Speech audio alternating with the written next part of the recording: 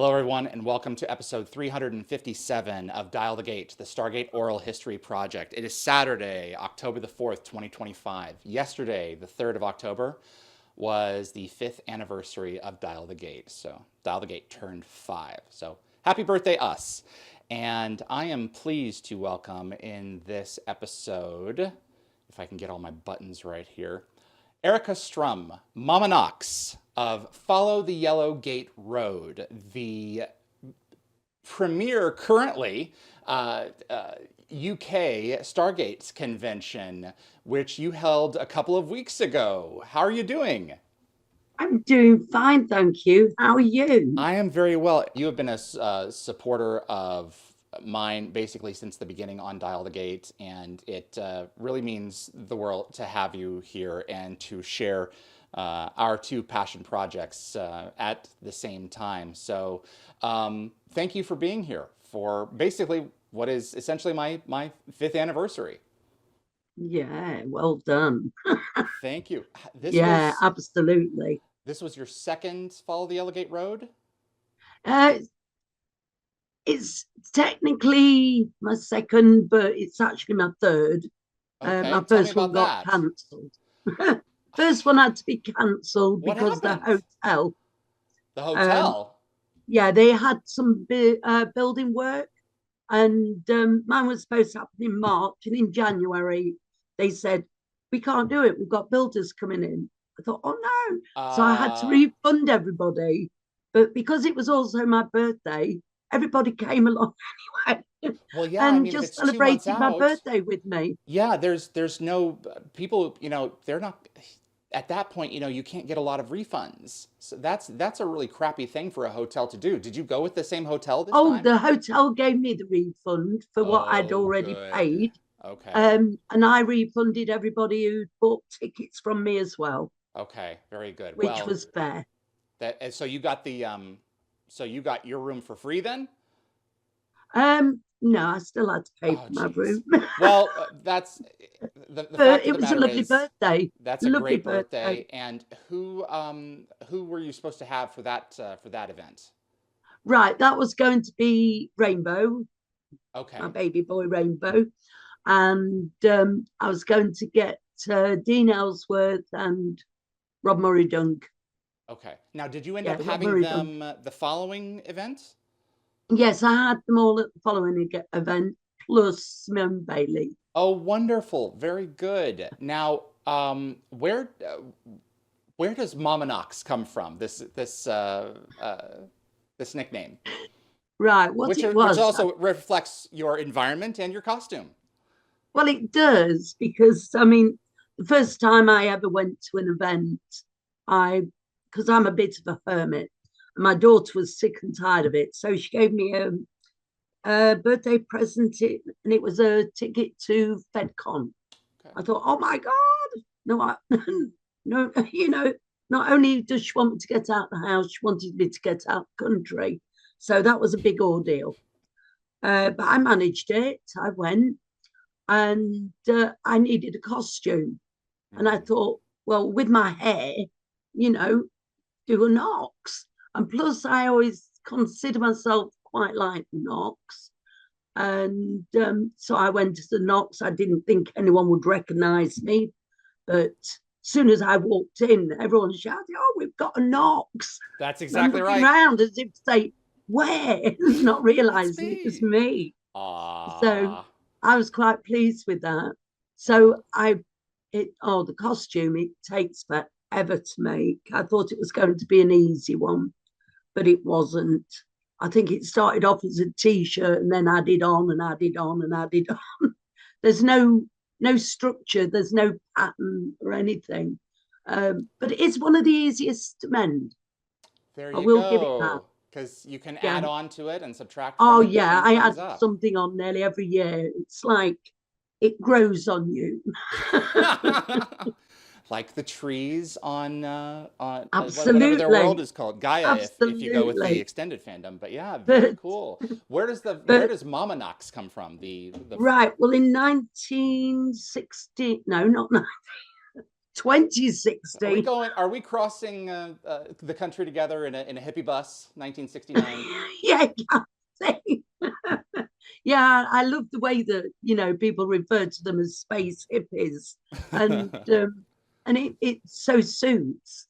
But in 2016, I met Rainbow, and someone got him over especially because I just lost my partner, and I didn't know whether I was going to go to this event or not. But they'd secretly got Rainbow because I always wanted to meet Rainbow, and went outside for a cigarette. Sorry, I have a vice, but hey ho, need Like none some of us do, vices. but go ahead. I know. And Rainbow said, "Oh, I'll come out with you," but then he told me he'd also lost his dad not long That's right. earlier. Yeah, Don had So passed. we just kind of fused, and a couple of events later, we decided to kind of adopt each other. So he always used to call me Mama. So and then everyone else started calling me Mama. And then because I was a Knox, they started calling me Mama Knox. So it stuck and I accepted it. Absolutely, yes. That is wonderful.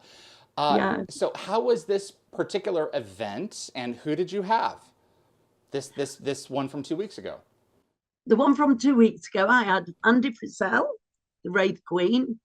My goodness, she is full of energy. I cannot believe how much energy one person can have. Patrick Currie, who's an absolute darling, is like a boy next door. You just fall in love with him. And Tony Amendola, who's a total gentleman. I couldn't wish for a better headliner. He was wonderful. Ah, I know, and he's great with fans. he really enjoyed it himself, Mm-hmm. which was lovely. Wonderful. I'm looking forward to sharing some of this video here in just a Oh few minutes yes. with everyone. Um, which real quick, how did you discover Stargate?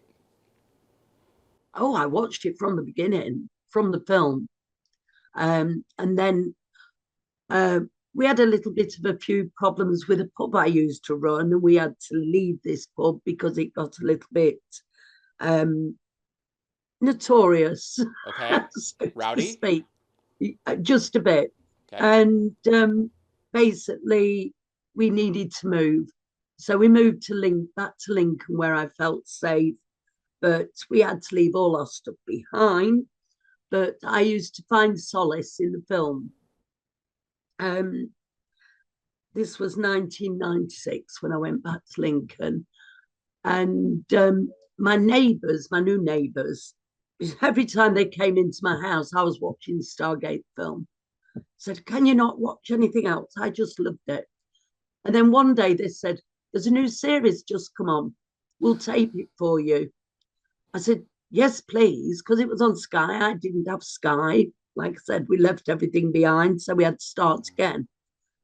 But every week on this one blank videotape that we had, I used to give it back to him. He used to tape the next one and this, that.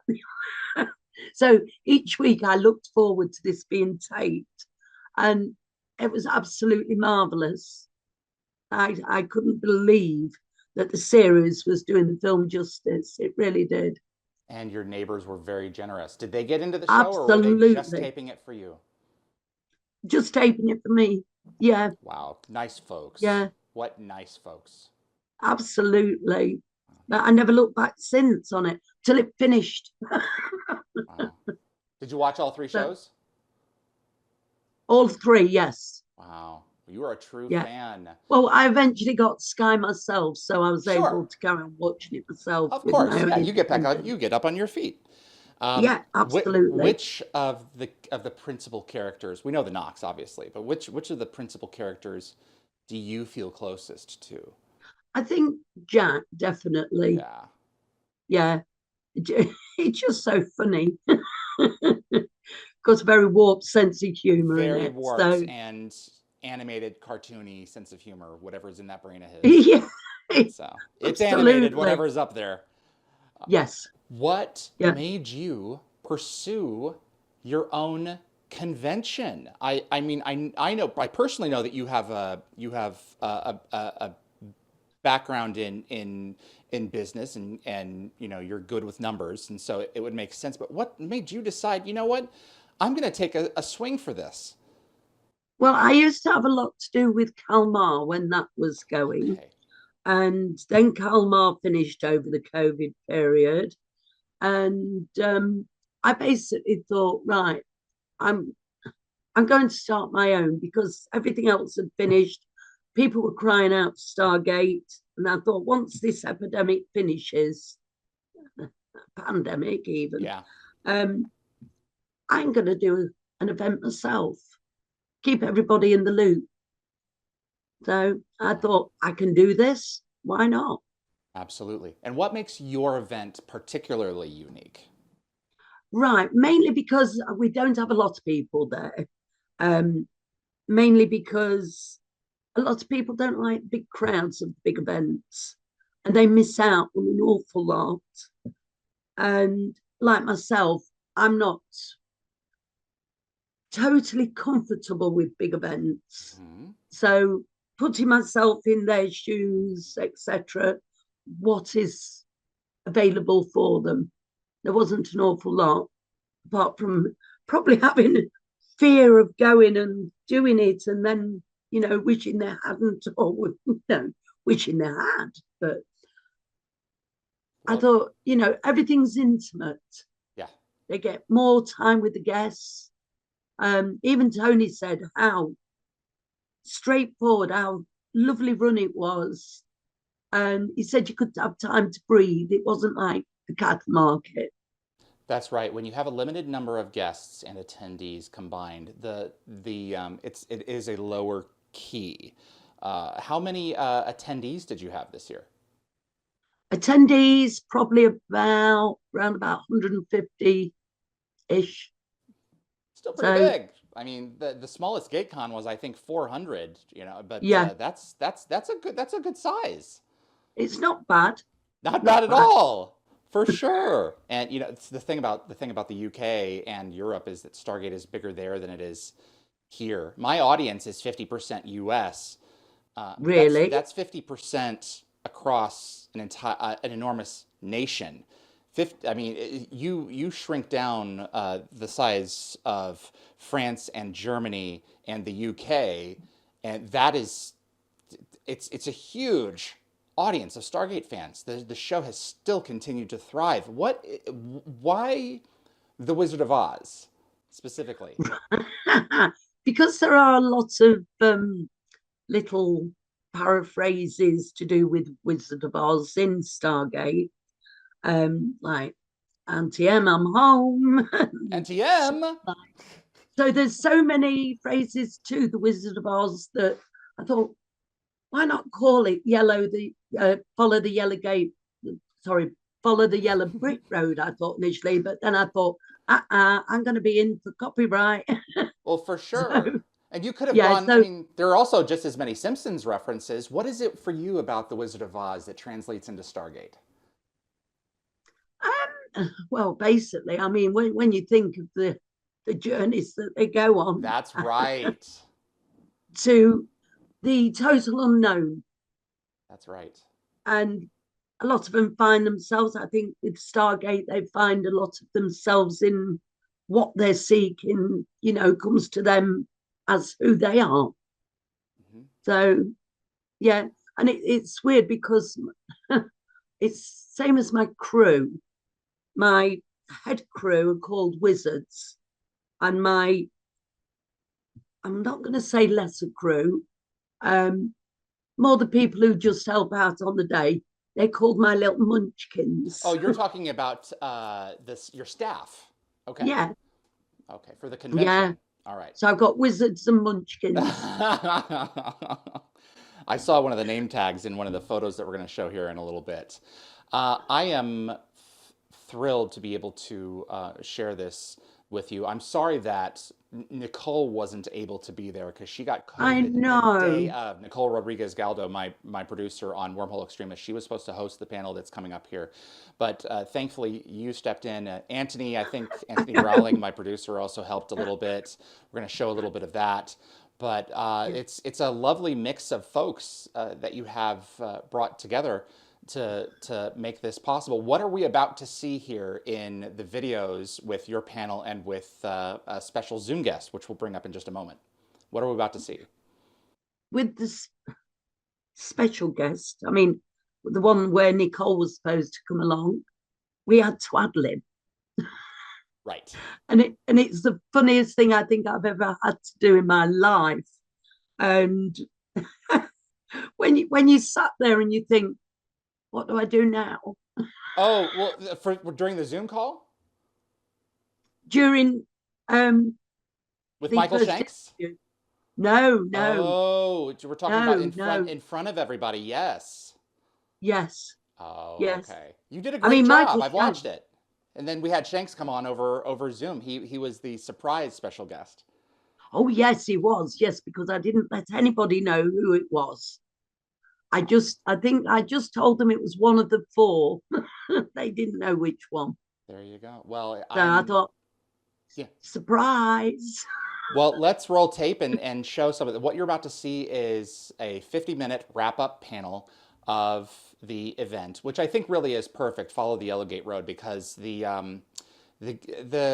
gate is as much a road as it is Absolutely.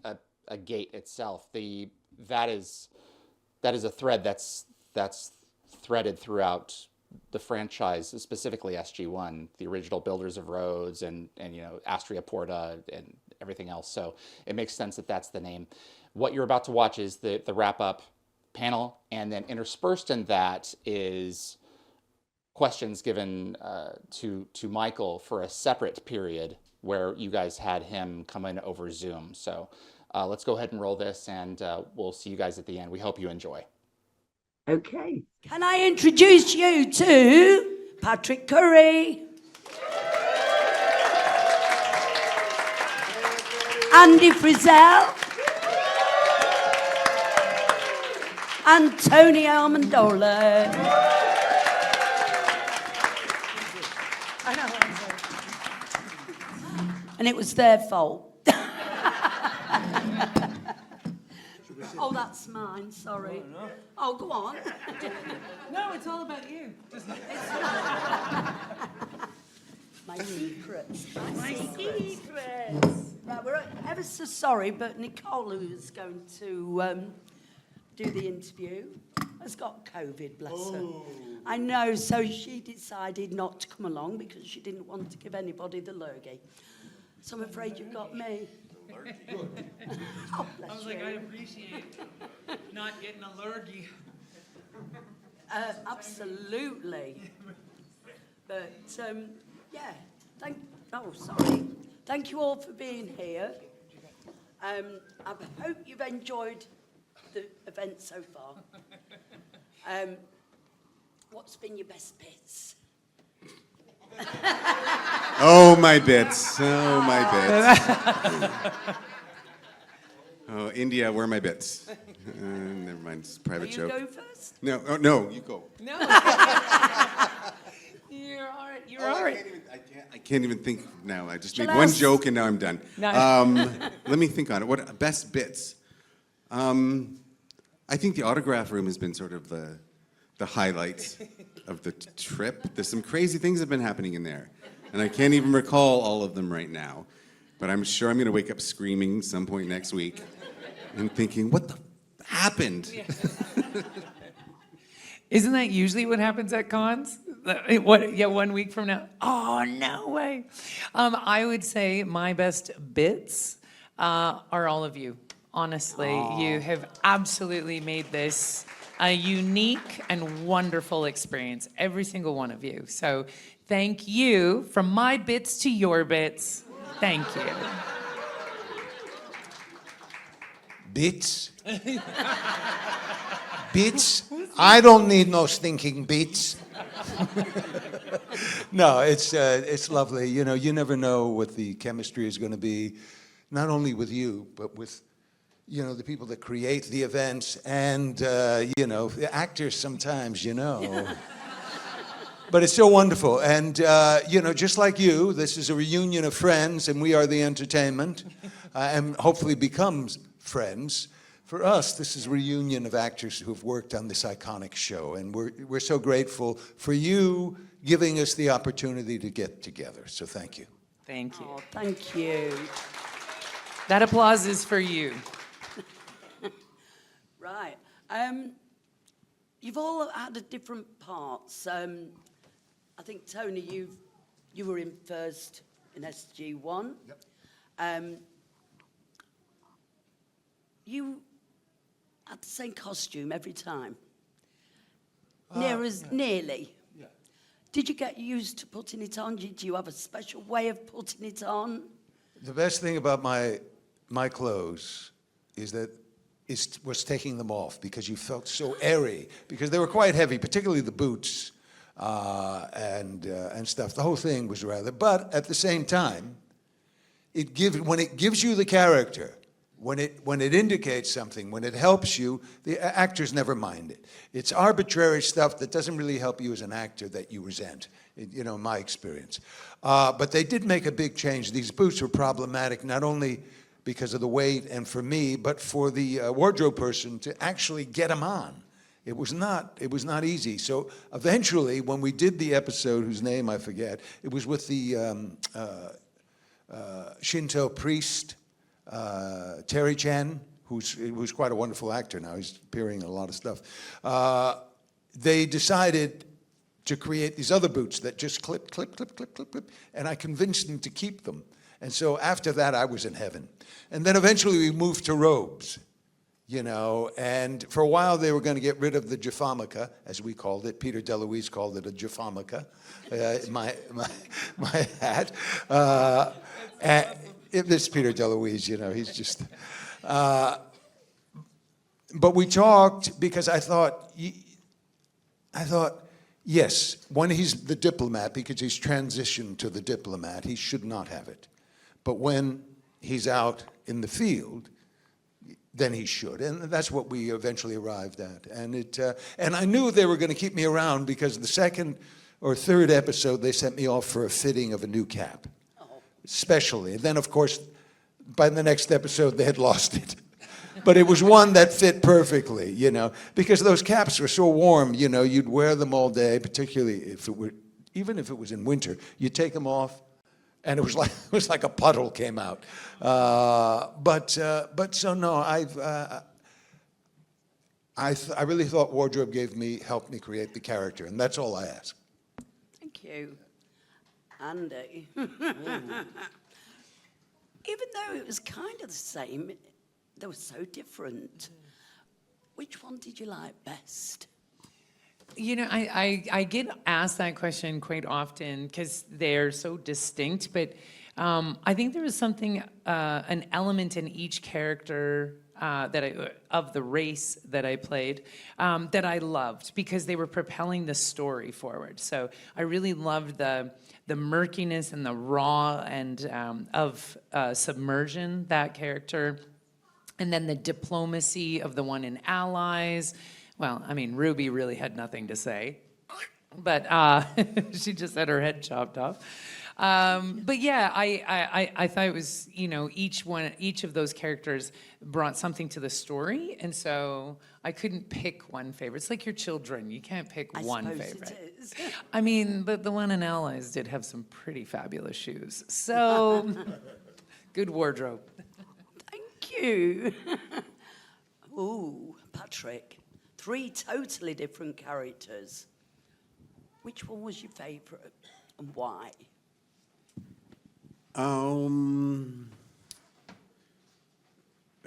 mean, Fifth is great because I played him for so long and I had such a great story arc and all that stuff. But I think watching Space Race back for the last chat with Alex that we did, I think I miss Eamon. I do. I think he was very funny, and the makeup.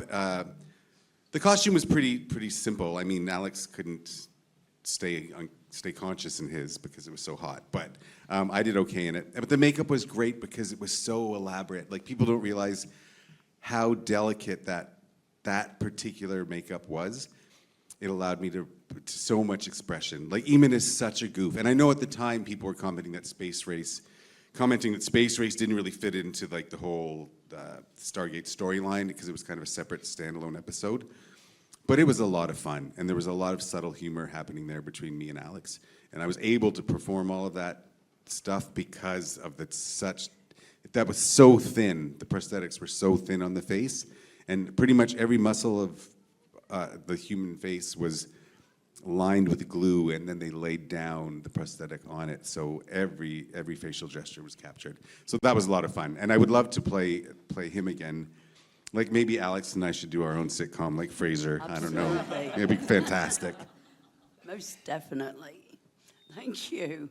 Right, I don't know if anyone's got any questions at all. Oh, we have. Tony, get that microphone down there. Yeah, I've just got a simple question. Andee, have you got any Jaffa Cakes left? I'm sorry. Who's speaking? I'm sorry, I can't see. Sean over there, Dan. No, and the camouflage. Oh, there he is. Jaffa Cookie stat. Jaffa Cookie stat. But you see, Andy's Jaffa cookies aren't from Chulak, so as I say. Thank you to my lovely assistant. Oh my God.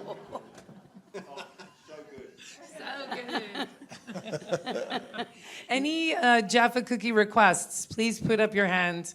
Here we've got one. Steve wants one. Love. Yeah, there we go.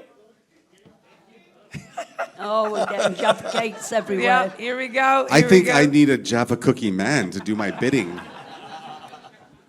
I don't think you can have a Stargate event without Jaffa Cakes. No, come on. Go. Did I say Jaffa Cookies? Oh, Jaffa yes, but you're from a different place. Jaffa Cake. You're the Pegasus Galaxy. Are we out? Are we plumb out? There we go. No.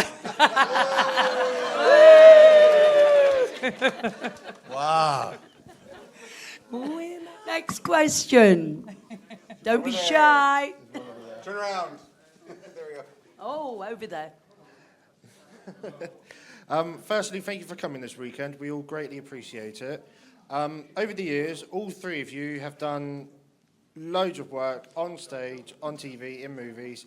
I was just wondering, is there any particular set or location that you would love to go back to, even just for one day, and just film there one more time with any particular actors or actresses out there in the world? Oh, that's a fantastic question. Okay, I'm going to go there. yeah. I'd Oh, like there to be you go. back on Tsawwassen Beach with Ryan Gosling. We would all like to be on that beach with Ryan Gosling. No, I did a show called Breaker High about a bunch of kids who go to high school on a boat, and it was Ryan Gosling, one of his first shows, and we were filming I was new to Vancouver at the time, and it was Tsawwassen Beach, like up by, I didn't realize, it was, I guess it's not really a glamorous beach, Tsawwassen, yeah, but just realizing like what Vancouver had to offer, sitting there like watching the ocean with Ryan Gosling in the seat beside me, just chatting. Yeah, it'd be great to go back there and film a movie. You know, there are several, but there's one tied to Stargate. And I forget the name of the episode, but it was the episode where there was a lot of, it opens up with a lot of slaughter. There's been hundreds of Jaffa killed, and Teal'c sustains me. He switches symbiotes from me into that. And that was shot near the Fraser River, right, not far from the airport. And it was about the third season, I think. And at the end of the season, there's always this thing, are we going to get picked up? Are they going to pick it up? Will we have another season? And I listen, and it's perfect light. Matter of fact, they're waiting for it. It's called golden hour. It's just when the sun is golden and it's about ready to set in a few hours, and it looks so good. And so they're waiting for this. And I'm listening to Michael and Chris, and they're talking. It's coming back. No, it's not. I don't think so. I heard so-and-so say. And I'm watching. And the salmon are running. And when the salmon run, they jump up and they come down. They jump up. And I'm watching this, and I'm hearing him. And finally I said, guys, you're coming back. You're coming back. We said, what do you know? How do you know we're coming back? I said, look, even the salmon are jumping up to get a look at you guys. So that's one of my favorite. It was, and sure enough, we did come back, and that was, so they thought I was wise, but I was just being a wise ass. So.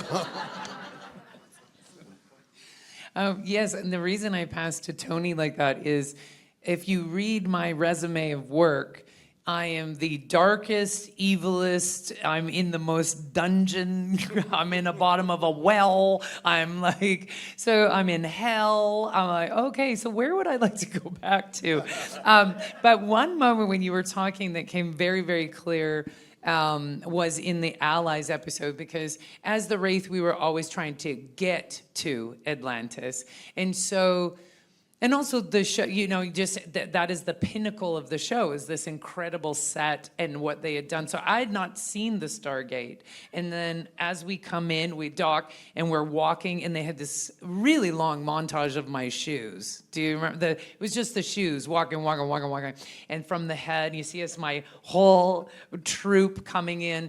And we walk in, and that look, they call it the money shot, where they punch in and then zoom back on the face, and then they come back out, and you just take in this amazing Atlantis, and the Stargate is in the back. That look on my face of that's how I saw it, because it was my first time seeing the everything all lit up, all of the glass, all the lights. It was breathtaking to see. And so that look is my actual look. So I would like to go back and to be in that moment again, to be in that awe of seeing it for the first time. And of course, we were introducing a new character, a new show. There was all of that excitement as well. So it was a really fun set in that way as well. So that would be my moment out of the well. Fantastic. Hi, everybody. Thank you ever so much for joining us. Lovely to see you. You too. Michael, hey, Michael, it's Patrick Currie. Hey, Patrick, how you doing, man? I'm good. I just heard my name, and I was over there eating, as you do at a convention. And I'm here with Andee Frizzell. Hi, Andee. You see her over there? Yeah, I do. Hi, Yes. sweetheart. How are you doing? I'm well. You guys are missing a beautiful weather day here today. I mean, Oh yeah. we won't get many more, as you know. No. Yeah, this is the cusp of it. So we're enjoying this. Yeah, we've also got Tony Amendola, Wraith as well. Oh my God, I'm so sorry. That Tony, he's a pain in the. Oh, there you are, Tony. Hi. You can always count on Michael. That's a little bit of entertainment. It's good to see you, my friend. You It really, too, really as is. always. Yeah. As always. Yeah. You look great. You look Thank fantastic. you. Thank you. I miss your Northern Paradise. I really do. We miss you. We miss you. I Okay. miss seeing your face. I can't wait to see you again. Okay. Say hi. I will, Folks for up sure. there, Alexa, etc. Okay. All right, boss. All right. Hi. Hi, Michael. How you doing? I'm doing well. So I've thought about this, and it's what moment on or off screen that reminded you how much the show meant, not just to us fans, but to you personally? Oh, gosh. At least it's a simple question, Tony. Thank you for that. The one that strikes immediately to my mind was probably the last moment shooting the series. The first one, I mean, there's many along the way, but the one that pops into my head was when Christopher, Amanda, and myself went up to look at up in the gate room, and we went up to look at the gate room from the briefing room top, where we had stood during prep for the pilot. We had stood up there when the show was, first before we had shot a frame of film when we were doing fittings and meeting everybody and doing read-throughs. We'd sit up there and look at them building the set, going, "Oh my God, this is extraordinary." And we went up to that very same spot at the end of the show to look down on the beautiful thing, to say goodbye and go, "Oh my God, that happened 10 years." So that's the first thing that jumps into my head in terms of realizing, all the stuff that happened in between just life and show and fans and everything and growing as a human being and learning and all the other stuff that had been sandwiched between those two moments. That's the first thing that pops into my head for sure. That's a good answer. I think he's pleased with that. We'll grade all my answers by applause or by number. Patrick, I've got to ask you a question. In the first episode that you did as Fifth, did you know you was going to come back at all, or because it was such a horrible ending, I even cried because they left you behind. I know, How I was did so you screwed. feel? I spoke with someone about this yesterday as well. No, I had no idea that I was coming back. And it was a really bittersweet, not bittersweet, it was a bitter end, right? Because he spends all this time, and his storyline is that he pretty much goes through human evolution of childhood to first love in a day, and makes the decision to go for love, and he goes for love. And then he goes, "Just push that button and I'll meet you on the ship." And he's like, "Okay." And then that's a sad moment when he looks up and he goes, "Oh, she promised." It was like, oh, burn. And I had no idea he was coming back. And it is a really powerful moment. Even I've had lots of, my niece and nephew now, their friends sometimes try and watch things that I've done now because they find out I'm an actor. And they've commented on it as well. It was the biggest heartbreak. Yeah. It is. I was mortified. Andee, with you being quite tall, is this why you got the parts of the Queen, because they didn't have to buy big boots? I still wore big boots, girl. Don't worry about it. Yeah, I do think we were talking about another famous actor that specializes in prosthetics. His name is Doug Jones. I'm sure you've heard of him. He is exceptionally tall and very, very lean. And I think that the height helps carry the costumes, it helps carry the prosthetics, so you can get more of that movement and fluidity. So I would like to think it was other reasons that they hired me. The height helped. The height got me in the door, and then I got me the job. And Tony, you had a lovely, lovely relationship with Teal'c in Stargate. Did you have this relationship before Stargate, or was it because of Stargate? No, we had never met. Never met. Met, but there's no. So we met, but oddly, you'd think, oh, you're going to do backstory, you're going to do this, you're going to do that. No, I just met him on set, and we just sized each other up, and I knew it was going to be fine. I honestly knew it was going to be fine, but. Andee said something. I have to tell you a story because you have to know what actors go through. I had a friend who auditioned for a movie, and I told this in the meet and greet yesterday. He auditioned for a movie, and as happens sometimes, the movie is in pre-production. 2 months later, he gets a call. He got the job. Ecstatic. And then he thinks, oh, God, what the hell did I do? What did I do in the audition? So he calls his agent. The agent calls the casting director. The casting director says, crazy actor, send him down. I still have the tape. He goes down. He watches the tape, 10 seconds. Oh, I remember. But everyone else, all the finalists for the role are on the tape. It was a tape mailed to, it had been weeded out. So there were 8 actors on the tape, mailed it to the director, producer to decide. So he figures, I'm here, I might as well watch, right? And the first guy was pretty good. Second guy was really interesting, but different. Third guy, not so much. Fourth one was fantastic. So he watches, he does the job, he finishes, and he's going to leave, And before he leaves, as is common, you say, thank you. It was a joy working with you, even when it wasn't. But you say, thank Especially you. when it wasn't. Right. You say, thank you very much. So he sought out the director, and it was a joy for him. And the director says, it was lovely working with you. And he said to the director, I got to tell you, I came in a couple of months. I saw the tapes. Why? Why did you cast me? And the director started laughing.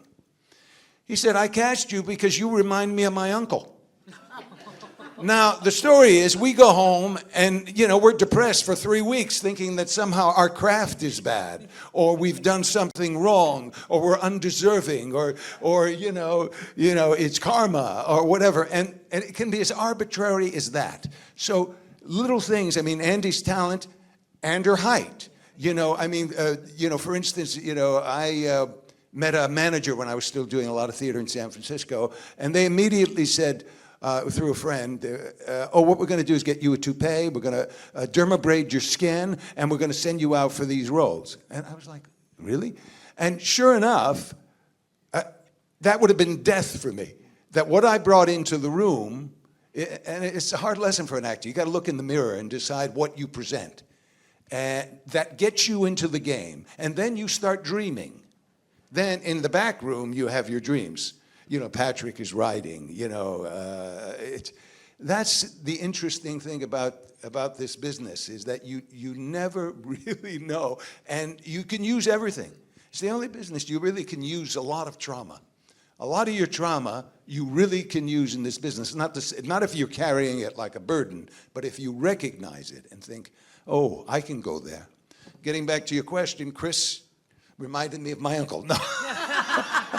To loop this back around. Yeah. I was wondering. You were wondering. I was like, we are on a ride. Buckle up, everybody. Right. Buckle up. No, there was just something about Chris, that respect his intelligence, and at the same time, I think he needs caring for. He needs guidance. Sorry, I went on a while. Oh, no, not at all. We love it when you go on and on. Before you came through, we was talking about going back to COVID and that there were a lot of shows that kept all the fandom close and in touch. I think Simone Bailey did a podcast, Sue Ann Braun with Hathor House, and David Reed of Dial the Gate. Oh. Yes. Yes.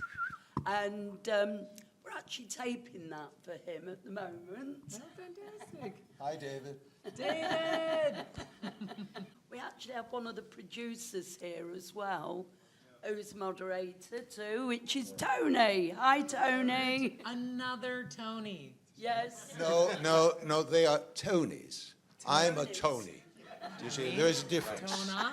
Tonys? Tony. No, he's an Anthony, as I recall. Yes. He's an Anthony. Or Yes. Ant. Okay, we've driven that into the ground. Well, you should have seen the last bit we did with what we was interviewing. We was interviewing Harry over there, the alien. Oh. Oh, yeah, I saw that. Was that blow-up doll more entertaining than us? Did we just get upstaged by a blow-up alien? You would have loved the interview. Some of the questions we were asked. I would have liked to know what he said back. Honestly, I think we taped it. So, yeah, have you ever been let down? Where all the air just comes right out of you. I love the camera going across the room. This is fantastic. I feel like I'm there. Yeah, that's what it's supposed to feel like. Yeah, it's fantastic. Hi, Michael. How are you doing? Hi, I'm good. How are you? I'm fine, thank you. My question is, what was the best episode you think you ever did on Stargate? The best one for who? For you or? I think the best one that boy, there's so many right answers to that question in the sense of like so many good ones. I really thought that Heroes was our most poignant episodes, just for content and for relevance, especially nowadays when it comes to media and the way that we had shot that, where it was not intended to be so poignant. It was kind of intended to be a filler episode, and it turned into this very poignant story, obviously with a terrible result, but the poignancy comes from that and sacrifice and whatnot. So that was probably, I think those two episodes are probably our high watermark in terms of adult content. I'm sure everyone has other favorites, like, people love Window of Opportunity for its humor, and I enjoyed shooting Prometheus Unbound, with working with Claudia and being foolish and having fun in that kind of way. But and then there was great actor challenges in other episodes as well. But I think for the show overall, I think Heroes was our most poignant dramatic. I think that Lost City was probably our best in terms of being the show. Lots of action and mythology and character moments between the team and stuff like that. So I think that there's so many in there. It's hard to pick, but I'd say Heroes is probably my best guess. Yeah, it's one of my favorites as well. Yeah. Thank you. Thank you. Are there any roles that you auditioned for that you didn't get and that you wish you had? All of them. All of them. All of them. Yeah. I auditioned for the head of this in CSI. There was a regular police officer, and I didn't get it. The guy who got it is fantastic, but I improvised the line and they used it.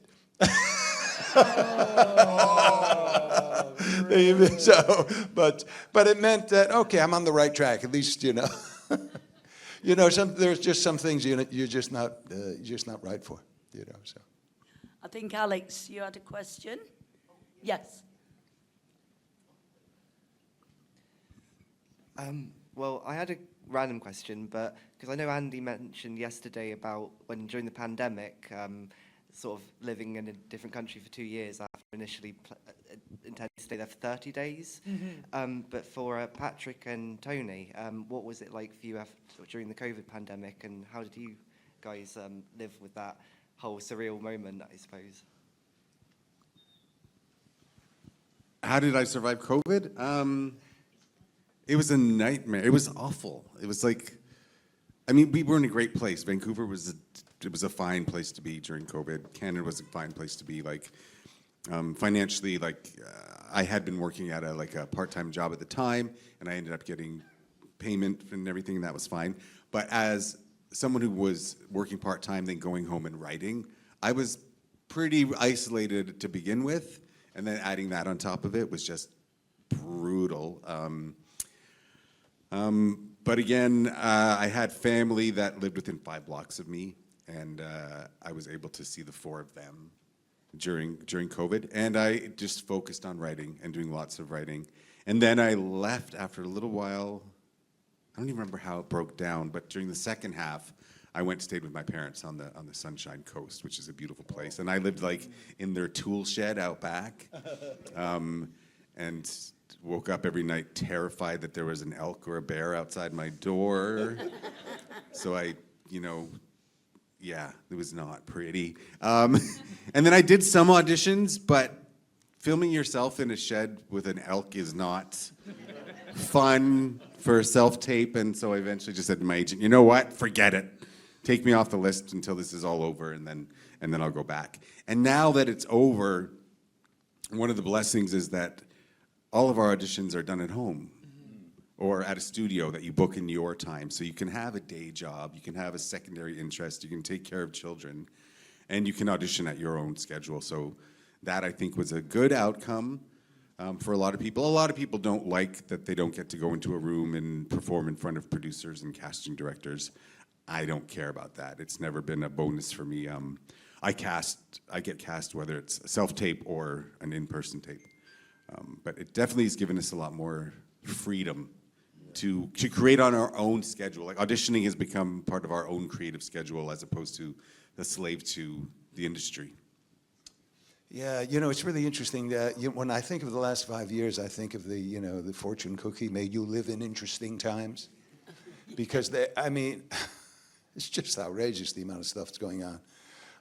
But during the pandemic specifically, I'm married, so it was just the two of us, and we were used to spending a lot of time together. There was no shock because she's an actress as well, so actors' schedules are that way. We're at home a lot, and we had a cat, and it was surreal. I was doing a play, rehearsing a play, when it was all announced, a Pinter play called The Homecoming. And I remember, it was just a surreal time. And it's interesting to remember when it became real. And you hear about all the deaths, but they were distant. I'm talking in early March. And then they canceled the NBA. And I'm a big basketball fan. And for some reason, it went, I need to take this seriously now. Don't, because they were saying it's a couple of weeks and all of that. But, and this is the other thing is that, this is such a yin-yang, bittersweet sort of thing, that for many people, there were good things that came out of it. I'm not talking about the deaths, I'm talking about the times they had to spend with loved ones. I have a friend who had twins, newborn twins, like a week old when it shut down. He spent 2 years with them. He would never in a million years, and the burden would have been on the wife. But the thing that saved me, oddly, there's a maitre d' or someone here named Giovanni, who you perhaps have seen taking a... Ho studiato italiano tutta la pandemia per avere la fluenza di questa lingua che io sono italo-americano, però non ho mai studiato in serio. So I used my time to study Italian. And I found a wonderful website. And oddly, I have had community online. I had community through an app where there was 6 people with a native speaker. And it was amazing because one time, I remember specifically, there was a guy from Mozambique, there was a guy from South America, there was a woman from Australia, I was in North America, and of course these teachers in Italy. And of course the lesson was about the dangers of the internet. And I'm thinking, yeah, but in this particular minute, this is really all we got, So I was able to survive, and I managed to find work, which was surprising, which was very strange. I did a film, a Christmas film called Christmas Again? I forget, it was a Disney film about, it's like Groundhog Day meets Christmas. But the strange thing is, I went there, the first day on set, I met the director. I was telling these guys, he had, a bubble on his head like Jules Verne from 20,000 Leagues Under the Sea, with a tube into a filter on his back. And it was like out of Alien or something.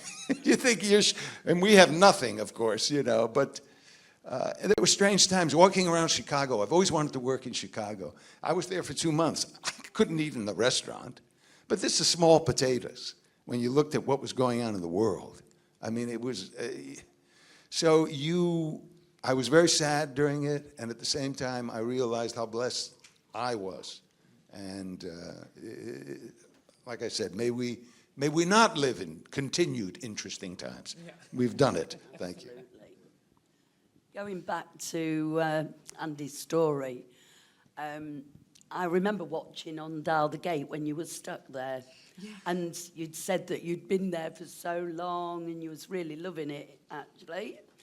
But when you agreed to do the show, I had an afterthought. Where did we get her from? Has she gone back? Yeah. We really didn't know where you were. So I had to ask you, where are we picking you up from? Yeah. Well, that's the question my mom often asks. And where are you calling from? When it came down to the various episodes, is there a particular episode that you disliked making and why? Disliked making? Oh boy, I wouldn't say I mean, there were episodes that, speaking of rain, including Mama Knox, the Knox episode, that it rained so much during filming. We were, as you know, we filmed a lot in the forests of around British Columbia, and I mean, the first day of shooting of the pilot got completely wrecked from rain. The water got into the cameras and ruined the film, and everybody was the background extras were ready to rebel.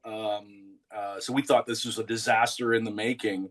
The Knox was a fun episode because of the people involved in it and the content, but it rained so much. We were in 6 inches of mud all the time and freezing cold.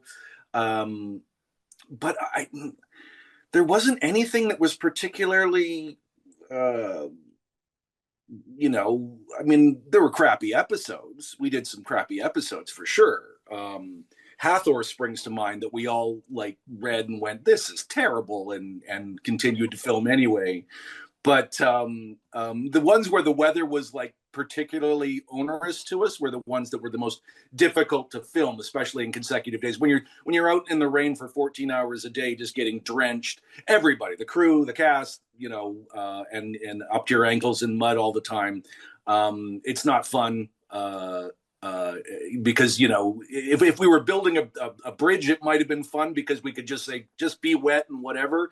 But when you're constantly trying to stay dry and that's happening, it's a whole other ball of wax. So there were miserable, it's Vancouver, it rains, you know, no surprise there. And there, like I said, we were in the forest a little bit, so. Lovely. Thank you very much. Thank you. Thank you. So mine was actually for Andee this time, because I've been wondering, with the Wraith Queens, and you mentioned about your prosthetic teeth, that you had to talk a bit like that. But was it your actual voice they used as the voiceover of the Wraith Queens as well? Yeah, so I did end up going into ADR. I had to go in after and then do my own voiceover because to get rid of a lot of and yeah, so that was my voice. And actually, just the other day in the signing room, this lovely man brought in the script, the original Rising script, and it was really fun to see it open on the like to see the as a female wraith, and was able to slip back into the voice quite quickly. It was really fun. Earth first. Or fist, whatever your... This has been going on all weekend, folks. Oh, he's not talking to her again. Anybody else? Oh, hello. Over here. Oh, Hello again. Oh, we've got someone over there as well. So. Yep, just a quick question for Tony. What was it like working on Seinfeld? You know, it was wonderful working on Seinfeld because I've hardly done any sitcoms. You know, again, it's not my thing. So consequently, and it was a sitcom I really loved. I loved that. I grew up back east, close to New York. And my wife always says she can tell when I'm watching Seinfeld because it's one of the few things that makes me laugh out loud. And it does. So it was fantastic, and you know, I had a scene with Kramer in the sauna, and it's so funny. You know, Michael Richards, he came up to, you want to rehearse? I said, sure, I'd love to rehearse. I was, you know, he said, well, come over here, come on, sit over here, and we sat down, ran lines, and he's eating an orange, and he's eating it, and you know, we finish running lines. He gets up, he goes to leave, and the first AD walks and says, hey. What the hell? Because it was a hot set, meaning, you know, you weren't supposed to sit on it, you weren't supposed to touch anything. And Michael Richards left nothing but orange peels all over the entire set. So it was great fun. I also got to do Will and Grace, and I got to do a Titus. You know, I did a couple of the Seinfelds, and it was really, really fun. I have to say, I enjoyed it because it's also very close to theater. Meaning you do a read-through on a Tuesday, short, 3 or 4 hours, you have a meal, they send you home, you come back, there's a new script, they send you home, you come in the next day, there's a camera rehearsal, the next day, you know, you do another, you know, a dress rehearsal, say, and then you do a taping in front of a live audience. It's nerve-wracking in some ways, but it's beautiful too, you know. And it's an iconic show. You know, I think all of us will agree, we want to do shows that will continue to be watched, and as Stargate will, as, you know, like I was so happy to have done a West Wing. You know, to me, that was just great, great writing, and And every so often you're surprised. I never thought I'd do Chicago Hope.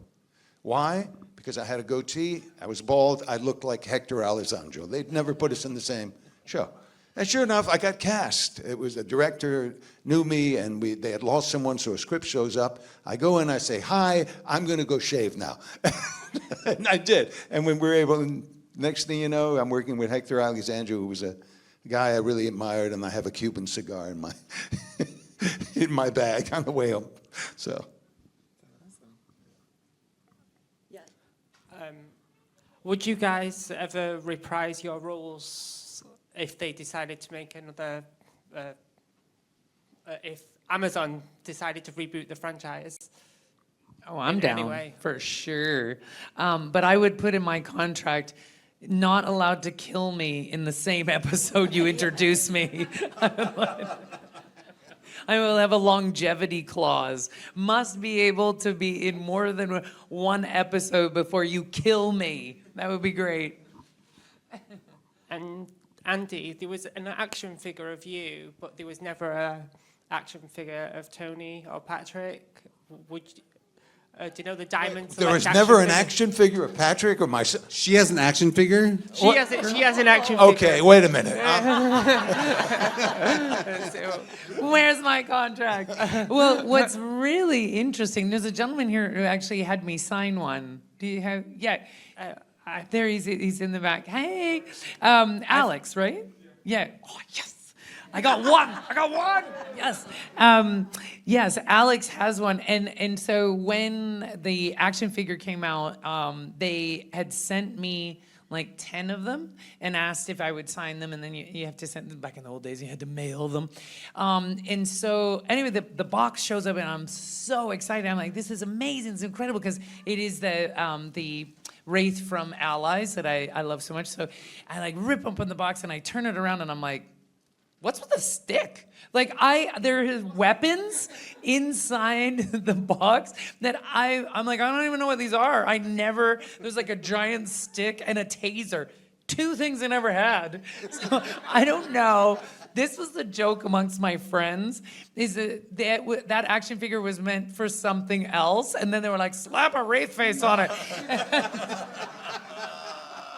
And so they're like, what do we do with the tools? Just leave them in there. No one's going to ask anything.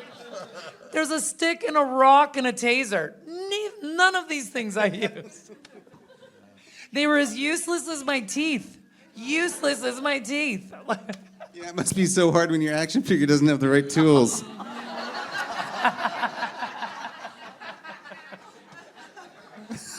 You know, the interesting thing, you say there's no action figures, but there are. I've signed several that they're pirated. Yeah, they make them, 3D printers. They just make them, absolutely. No, that's true. That's true, and I'm always surprised, and you're right. I think it was 3 in various things. And I have one. One guy gave me one, little guy. Very, very little. Was travel size. No, was the action figure little or the guy that gave it to you? Both.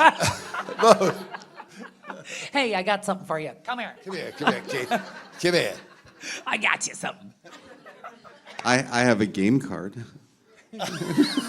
Oh, is that from Rittenhouse where you had to sign them and mail them off? We had to sign like 100 of them. Too. I had those too. Yeah, I know you do. They were just saying. Earth first. Earth fist. Okay, the weekend is degrading. It's Yes. What's the weirdest gift you've ever been given? From who? Yeah. Fans. My grandmother. No. Well, Michael had the best story about that, right? Last night. Oh, yeah. Sorry. The weirdest thing to sign. Yeah. Yeah. That was odd. I didn't know where that was going. I was like, I had no idea. I'm getting uncomfortable for everybody in this room. I don't know. And on that did he sign it in the end? I don't even know. When he starts, when he starts the sentence with "Is there children?" then you're like, well, I don't know if I want to hear what you have to say. Yeah, and then towards the end, we should play that back because it gets very interesting. So So I was wondering, like, what is the strangest thing you've ever been asked to sign? Are there any kids in the room? Because I was asked to sign a giant phallus device that I was both, disturbed and amazed, because not only was it huge, it had several other signatures on it as well. And I wasn't quite sure what or why was I being asked, and what this was going to be used for afterwards, or where this would be displayed if not used. So that one I didn't quite, that one boggled the mind a little bit. I didn't know what to do with that. So, and I remember not wanting to touch as well. And then did he sign it in the end? I don't know. I was going to say, but he blacked out or something. That's right. Yeah, He didn't. okay. He said he avoided touching it, but he signed it. That's right. That's right. Weirdest gift. Yeah. No, I was going to say it's not really a gift, but the weirdest thing that's ever happened to me, and I believe it was in Germany, and I've told some people this. I was signing, and a woman came up to me, and she said, and I went, and she said, "I went through the Stargate last night. If you want to hear more, I'm in room 229. Okay. True story. Yes, I actually at our table 3. Shout out to table 3. Whoop, whoop. At table 3 last night, they asked that question, and it wasn't something bizarre to sign, but I am so blessed that so many fans have given me so many wonderful gifts. So this is not to say that I'm not appreciative of those gifts, but sometimes they're a little bit like, I had a giant bag of mate given to me. And so mate is a tea, it's a dried tea leaf. So a giant bag of dried green leaves, and they're like, would you like to take this back through security? I'm like, and it was a large bag. So that was one of the times I'm like, I think the maid's gonna get this. Yeah, I'm not going to say anything. All of the gifts have been fantastic. Because, honestly, I in retrospect, I might even not remember what the gift meant to the person who gave it to me. So all of them, and I do have all of them, they're like I have a drawer and a walk-in closet, and every once in a while I'll find something and be like, what? Oh, right, yeah. But they're very various, from stuffed toys to handmade artworks and things like that. There was one that came to mind. Bits, yes, I my even bits. have some of your bits. Yeah. I got gifted one of your bits. I think I've got your bits right here. This was not weird or anything, but I was just amazed at the amount of time.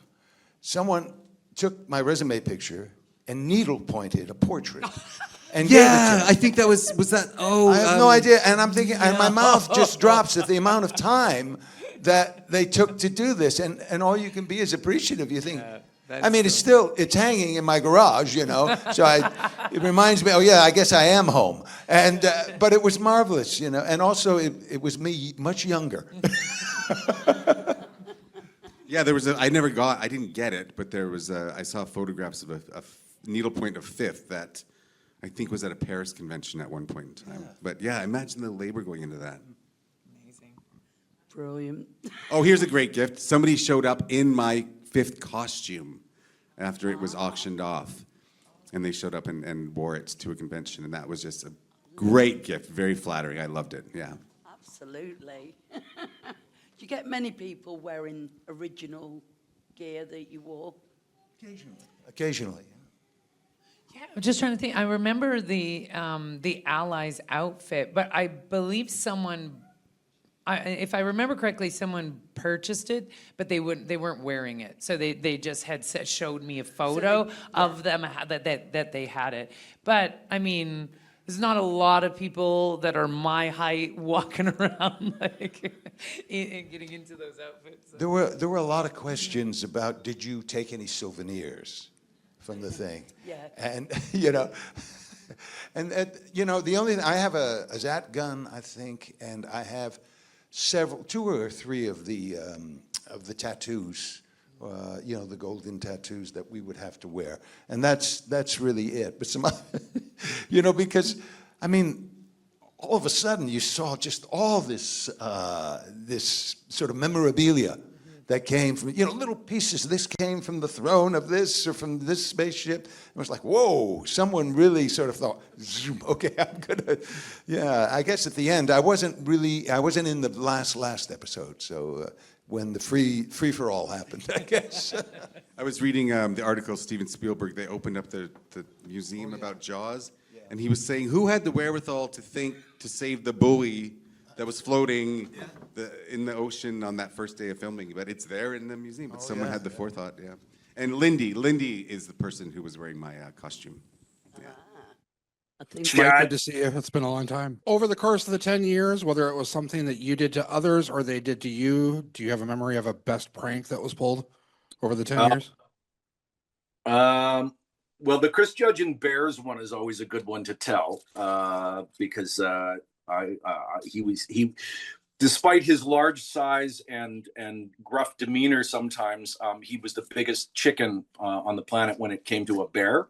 So those stories were always fun. But I think the one that got me the most was probably the one where I put the toilet paper in his Jaffa outfit, or put it on. Sorry, the rolled up toilet paper with pudding on it on his inside his trailer, and he didn't notice it at all.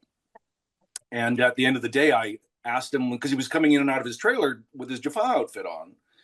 And I put this, my daughter had been over and I had taken toilet paper. I was cleaning out these pudding containers to recycle. And I went, oh, it looks like poo paper. So I thought I'd throw that in Chris's room on his floor and see what he had to say. He didn't say anything for like 3 or 4 hours. And I'm sitting there waiting for him to react to it. And he didn't. And so finally he comes in from filming, takes his outfit off, and he's going out to his car. And I hear him leaving. And I said, dude, what the hell? And he's like, what? I said, what about the crap paper all over your floor? And he said, oh, was that you? I thought that just fell out of my suit. And it always disturbed me greatly to think that it was a common occurrence somehow in his life that, you know, shitty paper would fall out of his Jaffa outfit or other parts. So, yeah, it was the prank that didn't quite go as planned, but still is an interesting story to tell. Thank you. Thanks. Hello again. Over the years, out of everyone you've worked with on stage and on screen, is there anyone that you've been starstruck by when working with them? First time I was ever starstruck in my life, and probably the only time. I never understood what they meant when they were like, when they said someone just had it in Hollywood in the olden days. And it was, I was working on this terrible NBC movie, me and a bunch of people. But it was truly awful. So bad that they actually only aired it on a Saturday night after 8 p.m. because they were like, no one will watch that. And Chuck Bowman directed it, so it was supposed to be a good, like it was going to be a great project. But I was almost cast. I just had to go meet Chuck at the Sutton, and I'm in this big, those big ballroom type things. And they're like, oh, it's in that room. So I go in. I'm sitting by myself at the head of the room, and all of a sudden the door opens, and this woman pokes her head in, and then like steps into the room, and I was breathless for the first time in my life. They just had it, and it was Nastassja Kinski. Oh, wow, yeah. And I'm getting chills even thinking about it, remembering that moment, and I just went, oh my God, like that, she didn't even say anything, but her presence, tiny, small person, just filled the room, and I went, okay, that's how old school movie stars were made, like when they said someone just had it, and they couldn't figure out what it was, but you just knew it. Yeah, so that's the kind of person, if they walked in your room and you're an agent, you would just be like, okay, that's it. You're my only client. Yeah. Oh, well, my story didn't take place on set. It actually took place at a friend's house. Excuse me. So I was in Vancouver, and I was invited over to a friend's place for a barbecue. And I was in the backyard, as one does, bringing the potluck. Everybody's putting out their wares. And I hear some people come in from the house out into the yard. And I turn around, and I am eyeball to eyeball. And I'm like, Hercules! And everybody burst out. It was Kevin Sorbo. But the first thought was Hercules, and second thought was, please God, make that have been my inside voice. And it was not. And I said that out loud. And so from that moment on, with that friend group, Hercules became a pretty big point to get me with. But yeah, it wasn't really necessarily that he did anything, but he's an imposing figure.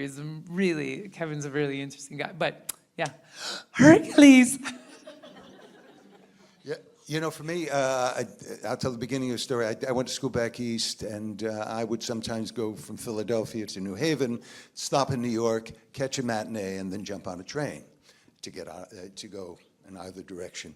And I did, and I was a student, and I saw a production of Equus on Broadway. And back then, for this production, you could sit on the stage. It was $5 on Broadway, because it was a conceptual thing where they had audience on the stage as well. And Anthony Hopkins was playing Dysart. And it was just, my mouth, I just couldn't believe who this guy, and the ease and the power and all those things. So, as would happen, depending on the train schedule, I went to a luncheonette across the street, and I was having a cup of coffee, a sandwich before I headed home. And who should walk in 25 minutes, a half hour later? Anthony Hopkins walks in. And I'm paying, and I'm shy, I'm not good. But so I say, hey, I'm a student of acting. I just saw your performance. I thought you were wonderful. And I, go out the door. Hey, wait. And he just stops me for 2 minutes. He says, where do you study? What is the training like? What are your plans? Are you going to just go to New York or Los Angeles? All of these things. And he just took 2 minutes with me. And I remember being so touched by that. Well, this is our business. So that 20 years later, I'm on a set doing a film with him in The Legend of Zorro. The Mask of Zorro, so it was the first one. The Mask of Zorro. And of course, I said, hey, we've met before, but obviously I didn't expect him, But that's amazing. So sometimes our icons, our stars, you can eventually, it's a business you can stand on the same ground sometimes with people that you're in awe of. And at the same time, you have to remember, they're not going to be your friends. It's a different, as a matter of fact, it would be the most uncomfortable thing in the world to be their friends. It's just, there's a hierarchy. Well, you understand that. You're British, you come from, and that there is a hierarchy within the acting profession, shall we say. But interestingly, the people who are always the most successful, we've talked about many of these things this weekend, are always the people who are most interested in us. That's true. Right? That's true. Ryan Gosling was like 18 years old when I was sitting in a chair beside him. And of all that cast that was there, he came up to me and he was like, hi, my name's Ryan. Who are you? And we didn't even have a scene together. And that kid just wanted to know everything he could about me to make whatever moment we were having in time right there, he wanted it solidified in his brain for forever, right? Exactly. And like I've met other like politicians and people who I didn't think would take a moment to be interested in you, and they stop you. And they go, where are you from? Yeah. Right? What's your family's name? And those people are always the ones who make it and leave the best impression. Yeah. Mm-hmm. And you're right, they're not your friends, but they were interested in you. Yes, yeah, they show an interest. It's a human contact. That's all you can ask for, And it's funny because the other person I'll never forget in this movie was Antonio Banderes, right?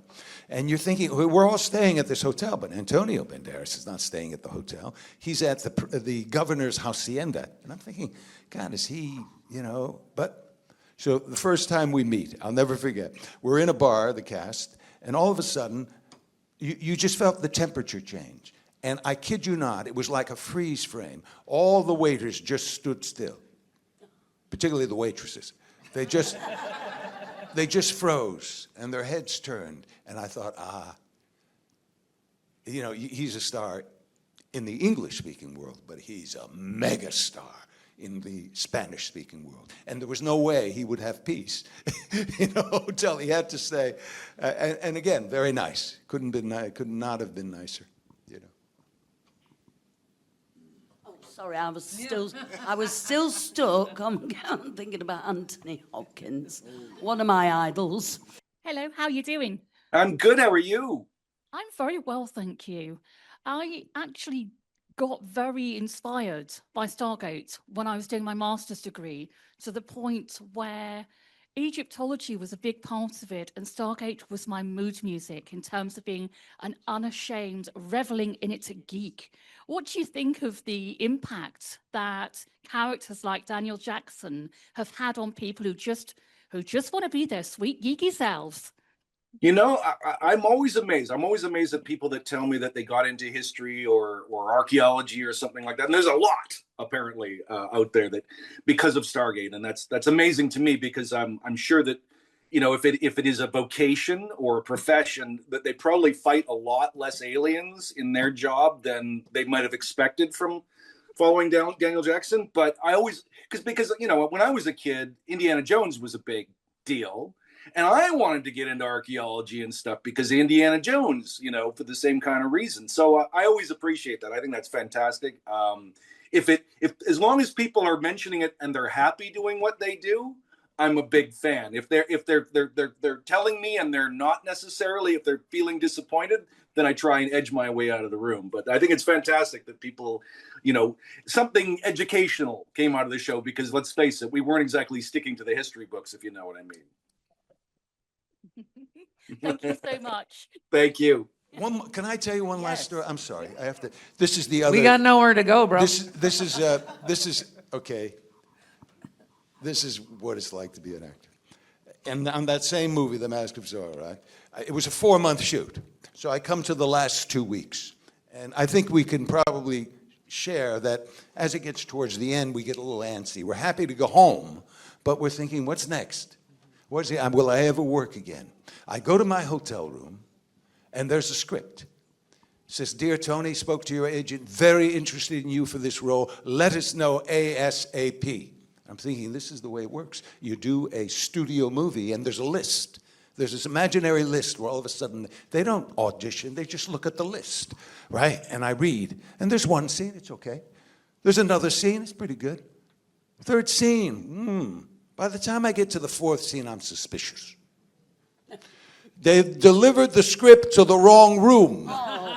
The script was for Anthony Hopkins, and the movie was Meet Joe Black.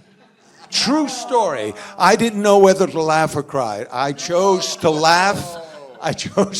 And I'm still here. So, true story. Oh, dear. Right. I don't know if we're out of time yet. Anybody know? Are we all right for one more? Yes. One more question, anybody?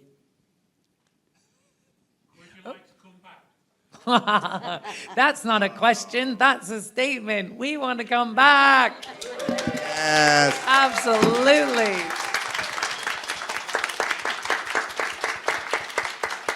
You never know. Well, she's like, I'm not having them back. Can I just say, guys, this has been absolutely great. Thank you, Patrick. Thank you, Andee. Thank you, Tony. And thank you, David, for allowing us to do this show.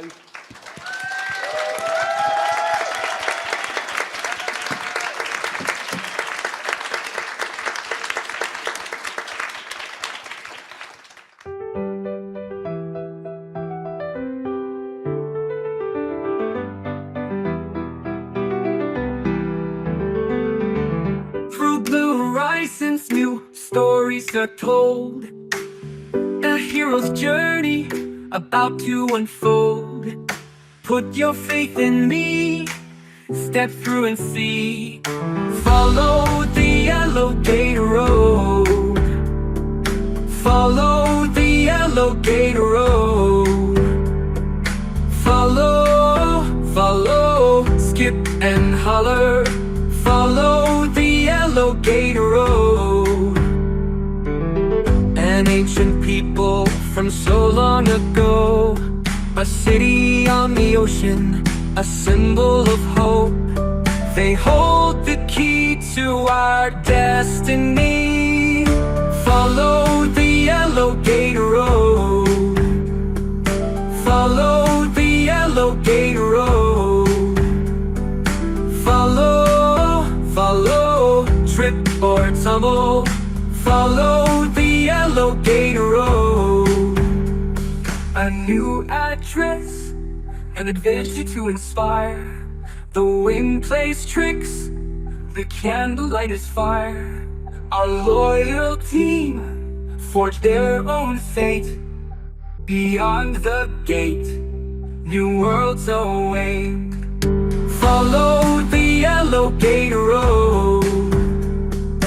Follow the yellow gate road.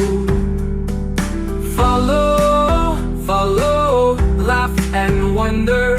Follow the yellow gate road.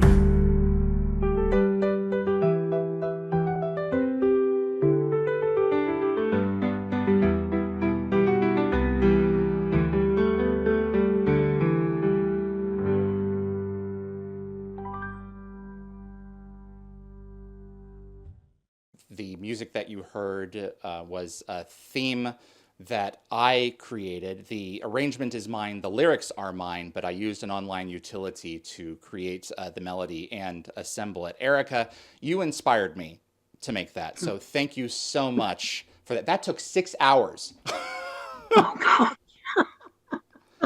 Sorry. No, I appreciated that you liked it, that you enjoyed it. So It was sweet, I really haven't was. written a song since, like, I can't remember when, high school or something like that. And the fact that we have utilities now to bring it to life, I would love for you to use that at the next event. If we can find someone to take it out of AI and actually compose it with real instruments and vocals and bring it to life. That's what I'd like to do next. Funny you should say that. My sister is involved in a choir. Wow. Well, there we go. Well, let's talk about that, because I would really Never love. know. I have a love-hate relationship with AI, and I really want to leverage this to give someone some work, because I love the melody that this thing created, and I think it would sound even better if it were real. Yes, absolutely.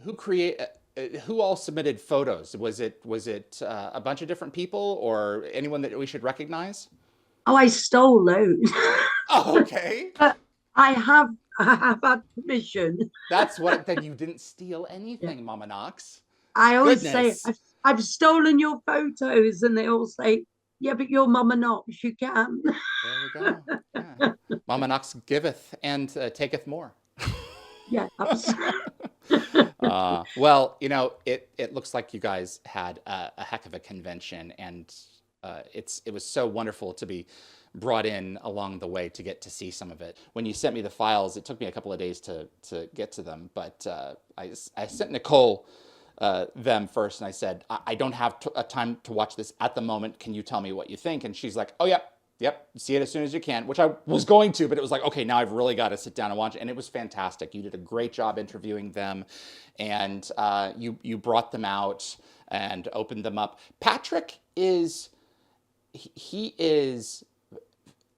more internal, and you were able to draw him out with the other two, and that was really wonderful, because you can easily misinterpret someone's energy like that. It's like, no, he's just quieter, but the fact that you got him to open up was very wonderful. much so. Yeah, I great think event. because we've had a lot of talks on email and also on WhatsApp. Yep. So, you know, we've got to know each other a little bit better. Absolutely. And, you know, there's personal things I now know about Patrick, which, you know, is between me and him. Of course. Yeah, And it I informs think you he about his got where he person. trusted me a bit better. Exactly. That's exactly right. And you know, And I'm he knew glad. I meant no harm. No, you're an ox for crying out loud. Absolutely. And I'm glad that you were able to use some of Nicole's questions as well. So it really felt like Wormhole Extremists and Dial the Gate were very much a presence there. And thank Even you though for the I acknowledgement, by couldn't the way. see them, I had to try and remember Oh, that's right, because the glasses. because of the glasses. Oh, so I don't think anyone could have known that. So you can't have glasses on when you're in this your Yeah, I got my outfit. So sister to write it bigger. It still didn't. cue cards. That's great. When is your next event? Is there one planned? And if so, when? Right. I'm hoping, and I can't say this enough, that it's only an idea at the moment, and that is hopefully the endish of May. 26?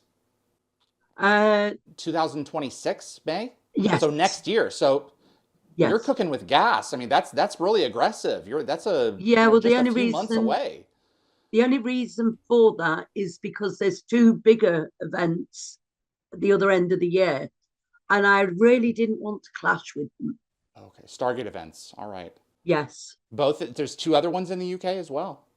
Yeah. Okay. Yeah, there's Star Fury, and then there's another one. We're not gonna give them free advertising. We're here talking about yours. Well, that's fantastic. Any hints as to who you'd like to get? Oh, I've got an idea. Okay. I've got an idea. But you're not saying. I can't. I'd love to say it's only in talks at the moment. Well, I can only imagine. That's fantastic. Well, good luck. And, I hope that there's some way that I can be there to be a part of it if and when this that would be does wonderful. happen, regardless of whoever is coming, because it looks like everyone really had a good time. And I've only been to the UK twice, and I definitely need to go back and hit you guys up. But it would be At the end of the day, I want my events to be something that I would want to go to. Sure. And I want to get out of it what I feel I should get. Absolutely. That only makes absolute sense. And I like that there are smaller events juxtaposed to the bigger ones. You don't have to have everyone and their mother as a guest. There are some where, as long as you get people whom will share interesting stories, they are only half of the equation. The other half of it is, whether people know it or not, is that people are also getting together to be with each other.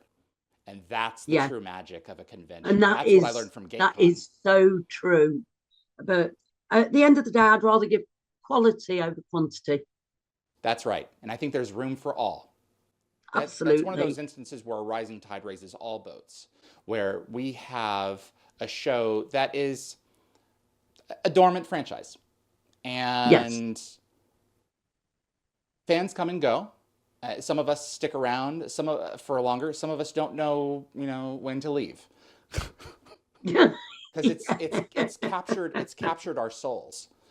And the gate is a metaphor for all kinds of things. And I love that you are leveraging the Wizard of Oz angle, and that you truly embrace the fandom, both culturally and costume-wise. You jump right into it. So that's something I could never bring myself to do, is dress up in costume.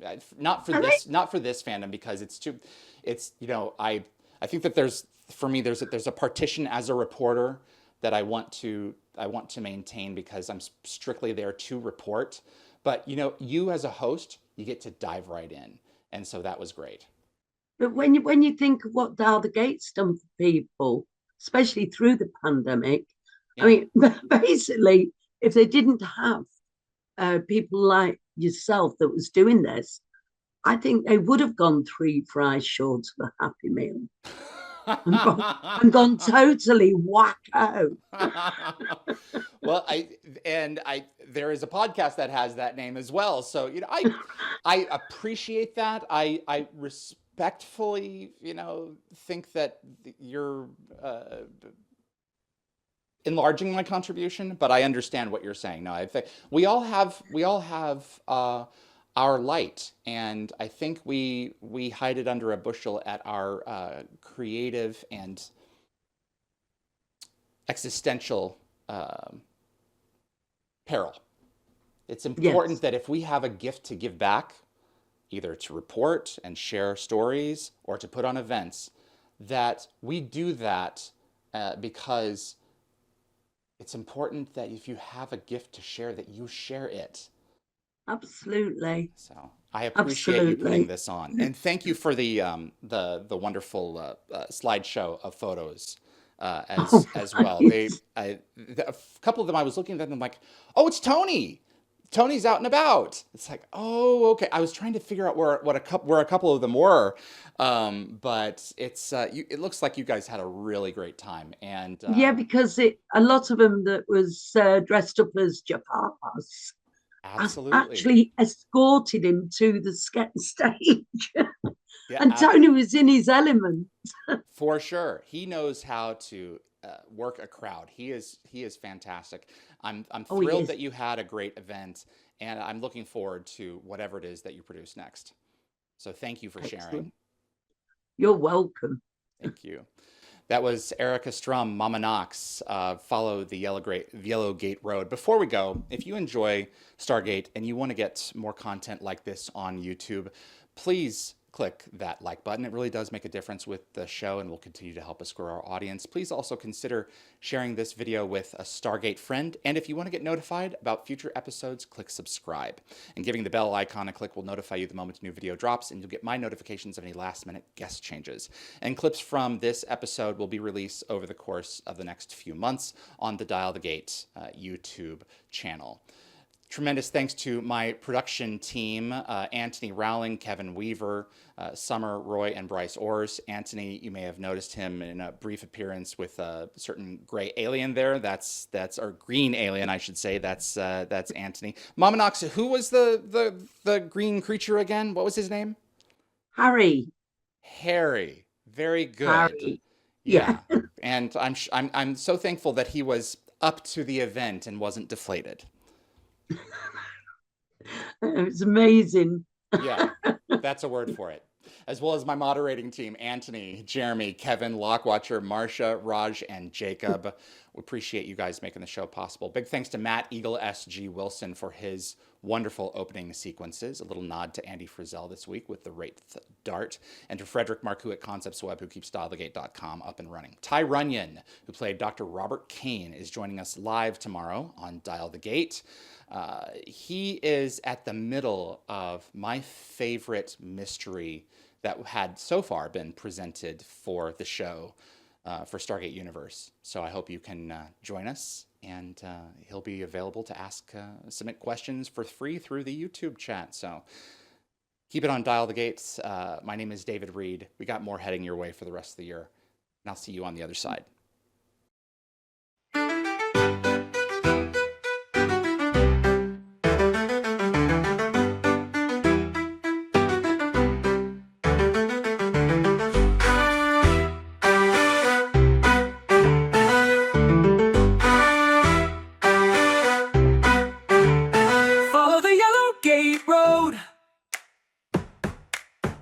Follow the Yellow Gate Road. Ooh, ooh. Follow, laugh and wonder. Follow the Yellow